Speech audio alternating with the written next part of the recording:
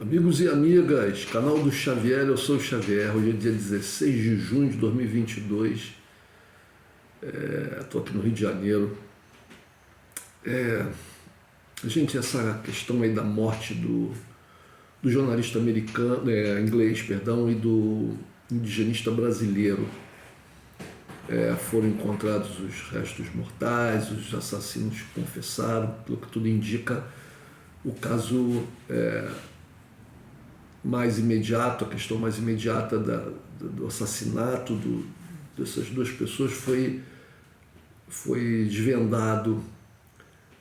A questão é saber em que rede de relacionamentos e de poder esses dois assassinos, o tal do Pelado e o irmão, parece que tudo indica que o Pelado parece que confessou e o irmão estaria envolvido também, mas o que essas duas pessoas, em que rede de relacionamento, de poder, de criminalidade, de banditismo, essas pessoas estão inseridas.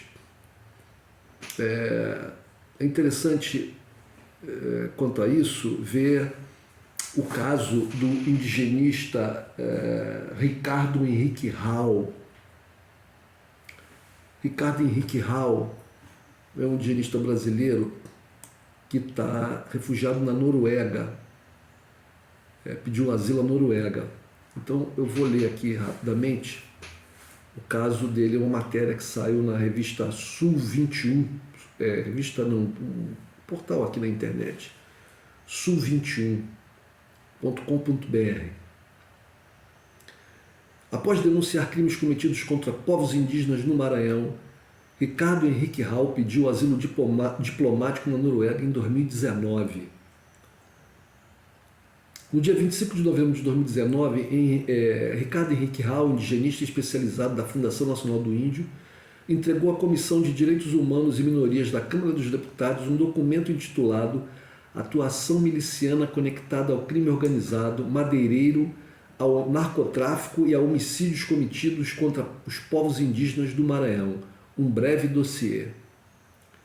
O dossiê denunciou o envolvimento de policiais, militares e civis em crimes praticados contra a população indígena da Amazônia Oriental, no estado do Maranhão. Após entregar o dossiê, avaliando estar marcado para morrer, Ricardo Rau solicitou asilo diplomático à Noruega, a partir de contatos que havia estabelecido com povos originários daquele país. Bom, a partir disso, a gente entende, a partir da morte do jornalista inglês, do Dom Phillips, né, e do indigenista brasileiro, a gente entende por que o governo Bolsonaro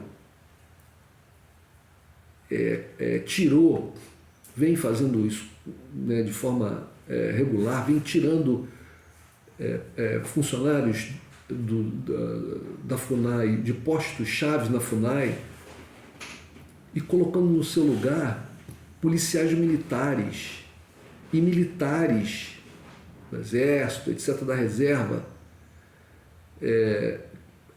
pessoas completamente desprovidas da competência mínima para ocupar esses cargos. A gente sabe também que é muito comum o envolvimento de policiais militares na defesa de... Isso é histórico no Brasil, né? Na defesa dos poderes paralelos, muitas vezes ligados ao poder político. Eu estou falando aqui de criminosos, de quadrilhas, de bandidos, de assassinos, de ladrões, de contrabandistas, de traficantes, de grileiros, que são aqueles que invadem terras e desenvolvem todo um procedimento para oficializar essas terras por meio de documentos falsos, com ligações com cartórios, etc. Trabalho escravo, todo tipo de ilegalidade. Sempre há militares, policiais militares ou civis, mas a maioria são policiais militares, mas há policiais civis também envolvidos. O governo Bolsonaro vem fazendo de tudo para proteger essa banda podre das polícias em geral e colocar essa banda podre em posições de poder dentro da máquina estatal. Lembrem-se que quando a vereadora Marielle Franco foi assassinada no Rio de Janeiro, e os jornalistas começaram a entrevistar políticos e perguntar a eles, questioná-los sobre o crime, qual era o posicionamento que eles tinham em relação ao crime. A totalidade das pessoas entrevistadas, né, lamentou tremendamente, terrivelmente o crime e clamou por investigações, pela busca dos assassinos. O único que não fez isso foi Bolsonaro. Bolsonaro não quis se manifestar, não lamentou a morte da vereadora. Foi uma coisa muito, muito estranha. Depois descobriu-se que o assassino, um dos assassinos da Marielle Franco, era vizinho, morador do mesmo condomínio que o Bolsonaro. E, inclusive, tinha lá uma proximidade, porque o filho do Bolsonaro tinha namorado uma filha desse indivíduo, ex-policial militar, afastado por já ter tido envolvimento com outros crimes. Então vocês vejam como as coisas vão se fechando, né? Então vamos continuar aqui com a leitura da matéria sobre o Ricardo Henrique Rau. Pois bem, ele entrega o dossiê, pequeno dossiê, à Câmara dos Deputados, à Comissão de Direitos Humanos e Minorias da Câmara dos Deputados e vai embora para a Noruega, com medo de morrer. E assim começou para Ricardo um exílio involuntário que ainda não terminou. Após 2 anos com asilo temporário, o indigenista foi para Roma, onde está ajudando a articular uma campanha para responsabilizar o presidente Jair Bolsonaro pela morte de cidadãos brasileiros que também têm cidadania italiana durante a pandemia de Covid-19, inspirado em uma jurisprudência construída em processos contra militares acusados de crimes cometidos nos marcos da Operação Condor durante a ditadura. Em entrevista ao Sul 21, Ricardo Rau fala sobre seu trabalho como indigenista na FUNAI, sobre os crimes que denunciou e sobre o ambiente instaurado no trabalho da Fundação a partir do governo Bolsonaro. Abre aspas, para quem tem perfil combativo e idealista, é uma situação de acosso permanente, resume o Ricardo Henrique Rau. E vamos dar continuidade. A gente tem que lembrar que existe um grupo de pessoas no Brasil que tem uma postura nacionalista e, portanto, de certa maneira,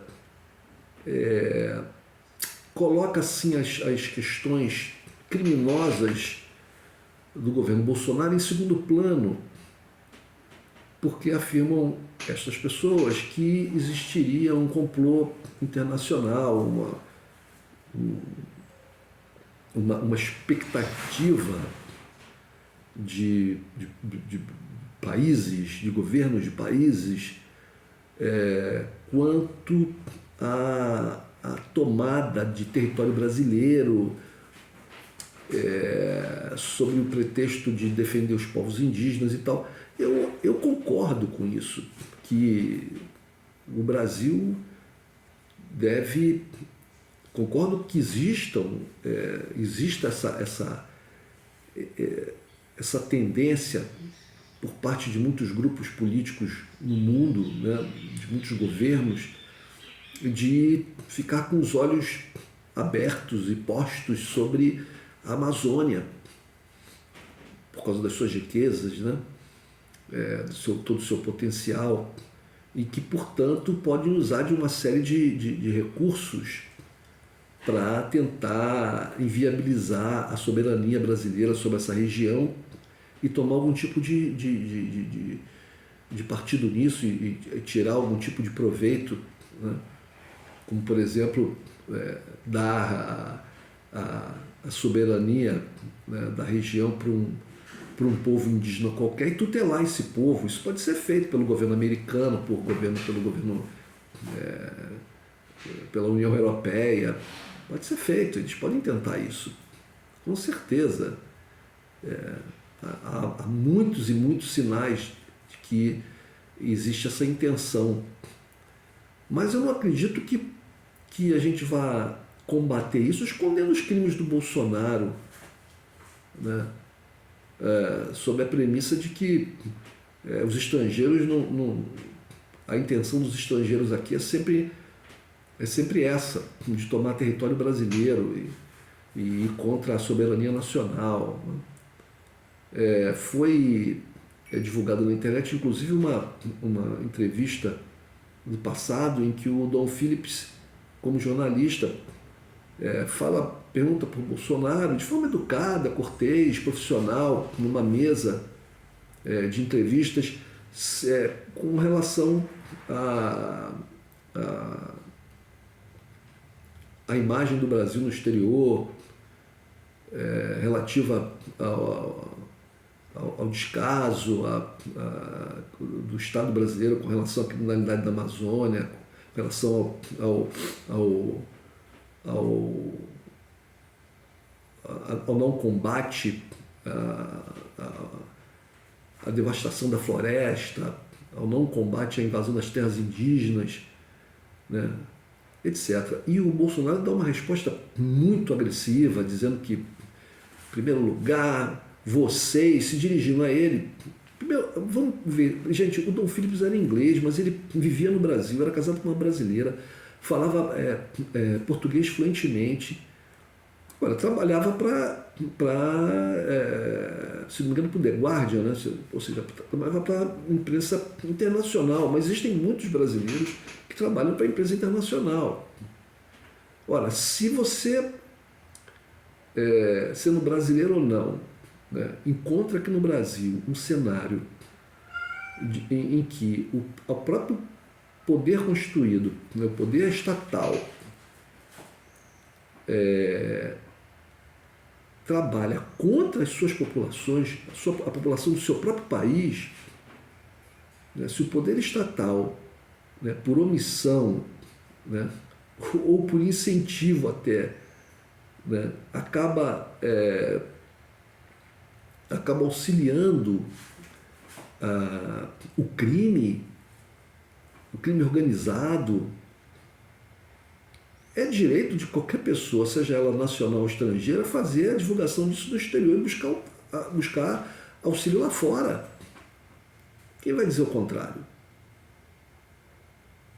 Ora, se eu me sentir ameaçado pelo Estado, ou por grupos econômicos, ou por grupos criminosos, e não tiver o apoio do Estado, eu vou recorrer, obviamente, ao estrangeiro. Eu vou querer salvar minha vida. Se eu ver esse mesmo tipo de atitude por parte do Estado ou de grupos nacionais contra populações aqui no Brasil, eu vou procurar denunciar, e se essa denúncia não tiver eco junto às autoridades brasileiras, eu vou denunciar o estrangeiro. Que nacionalismo torto é esse que defende um governo assassino como o de Bolsonaro? Procura equiparar o governo do Bolsonaro ao governo do Lula. Eu não entendo. Existem alguns canais aqui no Brasil, no YouTube, que tem até uma postura bem interessante com relação a questões da geopolítica mundial, mas quando vão analisar questões aqui internas, colocam tudo no mesmo balaio. Não se pode denunciar. Existe uma campanha contra as Forças Armadas, contra as polícias. Como assim? Vamos esconder os crimes bárbaros feitos por policiais porque pertencem à polícia brasileira? Vamos nos calar quanto ao apoio, a toda na verdade, uma participação dos militares, não só no governo Bolsonaro, mas inclusive no golpe que foi dado no Brasil contra o governo da Dilma e que colocou no poder o Michel Temer e o Bolsonaro. Vamos nos calar e aceitar essa atitude absurda dos militares com relação à urna eletrônica, enquanto que em episódios, como por exemplo na pandemia da Covid, agora nesse brutal assassinato, as Forças Armadas, para dizer o mínimo, se omitem. As manifestações raivosas, extremadas, fundamentalistas, retrógradas de vários militares, em vários episódios aqui nos anos recentes do governo Bolsonaro, a gente tem que se calar com relação a isso? Esses canais nacionalistas defendem isso? Não podemos falar mal dos militares, porque isso é contra a soberania do Brasil, é um plano mundial que pretende fragilizar o Brasil. Ora, por acaso nós aqui no Brasil estamos protegidos com essas forças militares que nós temos? Com esses incompetentes, com esses covardes incompetentes, são esse bando de generais que estão aí apoiando o governo Bolsonaro? Nós estamos protegidos por eles contra a sanha das potências estrangeiras em relação à Amazônia? É difícil entender isso. Então, muitos canais, como o canal do comandante Farinazzo, que inclusive participa vai em encontros com o Brasil Paralelo, confraterniza lá com aquela... Eu nem sei o nome dessa mulher, nem sei o que ela é, eu acho que é uma ex-atriz aí que foi viúva de um diretor da Globo e ganhou uma herança e fez um canal aí de extrema-direita, uma mulher, nem me lembro o nome dela, Fontinelli, não sei o que Fontinelli, confraterniza com ela, numa reunião na sede do Brasil Paralelo, um canal de extrema-direita, um canal no YouTube de extrema-direita no Brasil. O Anitta Blian não fala nada a respeito do que os militares brasileiros militares, eu me refiro não só aos militares das forças regulares, Exército, Marinha Aeronáutica, mas os policiais militares também, né? Bom, dando continuidade aqui. Ele também lembra, o Ricardo Henrique Hall, ele também lembra do trabalho do indigenista Bruno Pereira, com quem chegou a trabalhar. Era um modelo para todos nós indigenistas idealistas. O Bruno é um exemplo disso que estou te falando. Era 24 horas por dia dedicado ao indigenismo. O Bruno pediu essa licença para se preservar do assédio laboral que iam arrumar para cima dele. O Bruno estava de licença, o indigenista Bruno assassinado, ele estava de licença, afastado da FUNAI. Ele ia acabar sendo demitido e por isso pediu a licença. Eu também tentei pedir essa licença, mas ela me foi negada porque queriam que eu ficasse lá perto dos milicianos, que eu tinha denunciado para me ver morto. Palavras dele. Aí o portal pergunta: como começaram os problemas em seu trabalho como indigenista no Maranhão, que acabaram culminando com um pedido de asilo diplomático para o governo da Noruega e sua saída forçada do Brasil? Aí o Ricardo Hall responde: as coisas começaram a piorar desde o início do governo Temer. Com o governo Bolsonaro, tudo só foi se agravando. No meu caso, a situação começou a se agravar com a apreensão de uma moto. Na logística dos acampamentos de madeireiras, sempre tem que ter uma moto que faz deslocamentos de pequena distância para pegar munição, água e alimentos para os madeireiros que estão lá cometendo crime ambiental. Eu apreendi uma moto dessas. Essa moto pertencia a um sujeito chamado Lauro Mineiro, envolvido com crimes ambientais. 2 ou 3 dias depois, o subcomandante do batalhão da PM de Imperatriz, a segunda maior cidade do Maranhão, com cerca de 300 mil habitantes, invadiu minha sala querendo a moto de volta.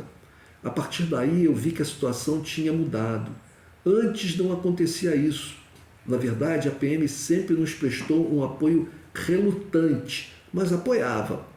A gente não confiava muito, era só pela presença deles. Essa tentativa de extorsão não deu resultado. Assim que ele saiu da minha sala, eu fui para a aldeia e destruí a moto, dentro da lei. A gente pode fazer a apreensão ou a destruição. A lei permite ambos.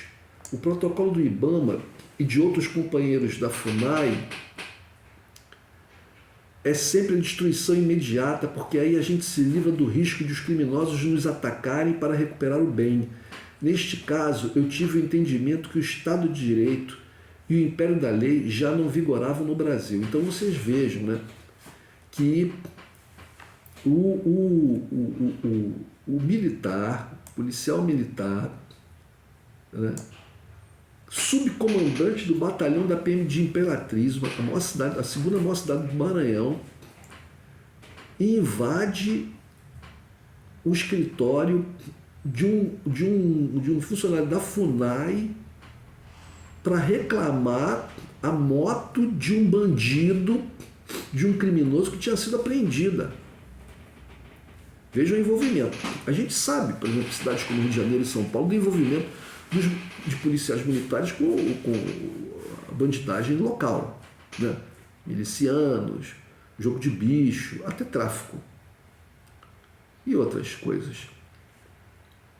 E lá nessas regiões é dessa forma que a coisa acontece. Continuando aqui. Eu mesmo,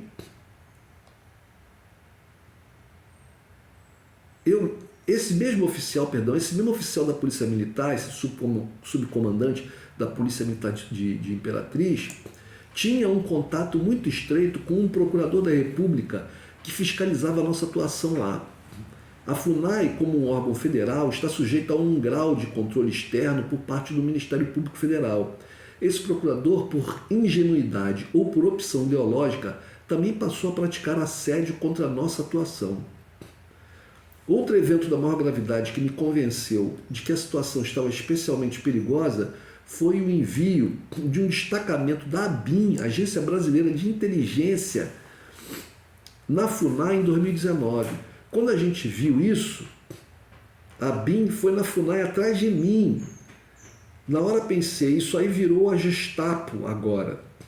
Um dia depois da ABIN ter ido na Fundação Nacional do Índio, na rua Simplício Moreira, no centro de Imperatriz, a FUNAI abriu um processo administrativo disciplinar contra mim, com uma acusação absurda. Eu percebi que a situação estava ficando muito complicada. Qual foi a acusação? Pergunta o Su-21. Aí ele responde: salvo engano, foi por conta de uma discussão que eu tive com um servidor que sabotou uma missão na qual eu estava envolvido. Eu tive uma altercação com ele, mas foi tudo documentado e não foi cometido nenhum delito. Eles aproveitaram essa altercação para abrir esse procedimento. Teriam aproveitado qualquer outra coisa para abrir um procedimento punitivo contra mim. É somar 2 e 2. Num dia veio a BIM, no dia seguinte tem um processo deste tipo. Para mim, há um nexo muito claro. E aí pergunta Su-21, você foi punido? Não, não fui punido porque depois da morte do Paulino era um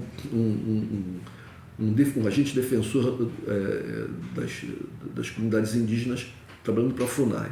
Eu preparei um dossiê e decidi sair do país. Eu sabia, depois de 5 anos lá, que a Polícia Federal e o Ministério Público Federal do Maranhão estavam completamente contaminados. Eu sempre preparei denúncias muito substanciosas. Nunca vi nenhuma prosperar. Su-21 pergunta: como foi esse episódio da morte do Paulino? Ricardo Raul. O Paulo Paulino Guajajara, apelidado de Lobo Mau, foi morto em missão de vigilância dentro da terra indígena Araribóia. Era um guardião da floresta muito efetivo e eficaz e um bom amigo meu. Ele era vítima de um lawfare muito grande. Como advogado, eu acompanhei vários processos falsos contra ele. Fui advogado dele e acompanhei um desses procedimentos. O Paulino foi morto num confronto lá no interior da terra indígena. Segundo a Polícia Federal, o caso já está esclarecido. Eu não acredito. Dias antes, o Paulino tinha me falado sobre uma plantação de maconha muito grande que estava sendo financiada com a participação de um policial lá do Rio de Janeiro, como ele me disse. Na hora pensei que tinha milícia no meio. Poucos dias depois eu fui levar uns indígenas para serem ouvidos numa delegacia de polícia da região, quando conheci um investigador chamado de Carioca. Eu associei as coisas. Pouco depois disso, Paulino foi morto e o Laércio, primo dele, foi baleado. O Laércio sobreviveu. Depois da morte do Paulino, eu sabia que seria o próximo. Gente, esse é o quadro na Amazônia hoje. Governo Bolsonaro. É um governo de assassinos. É um governo de assassinos. O Brasil precisa se livrar do governo Bolsonaro. É isso aí, gente. A matéria continua, mas o vídeo está ficando longo. Vou fazer um outro vídeo depois. Um abraço.